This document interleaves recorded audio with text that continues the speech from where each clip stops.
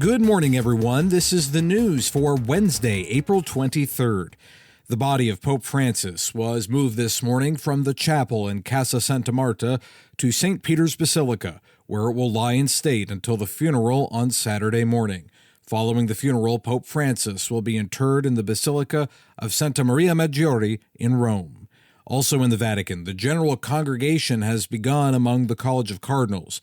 Roughly 60 cardinals were in attendance to determine the date and time for the Pope's funeral on Saturday. They also agreed to suspend beatification celebrations.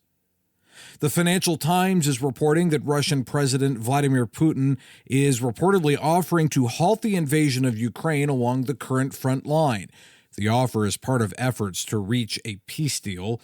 U.S. and European officials are meeting with Ukrainian counterparts today in London. Here in the U.S., President Trump says he has no intention of firing Federal Reserve Chair Jerome Powell. Last week, Trump implied he could fire Powell if he wanted to, saying he's not happy with him. While speaking to reporters in the White House, Trump said he was never actually going to fire him, but he'd like to see him take more steps to lower interest rates.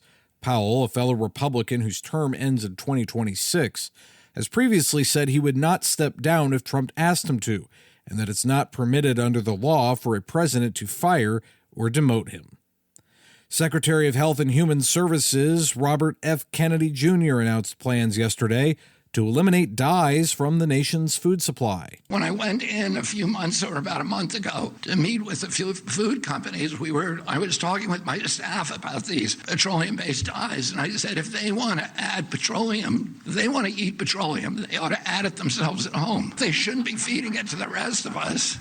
The Food and Drug Administration currently allows 36 food color additives, including 8 synthetic dyes. The FDA says it will take steps to eliminate the synthetic dyes by the end of 2026. And during oral arguments at the Supreme Court yesterday, most of the justices appeared to be sympathetic towards parents in their lawsuit against the Montgomery County Board of Education in Maryland.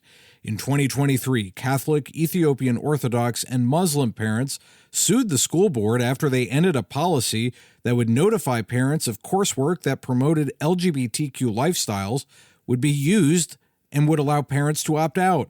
A representative from the school board said yesterday the opt-outs were no longer feasible due to the high number of requests.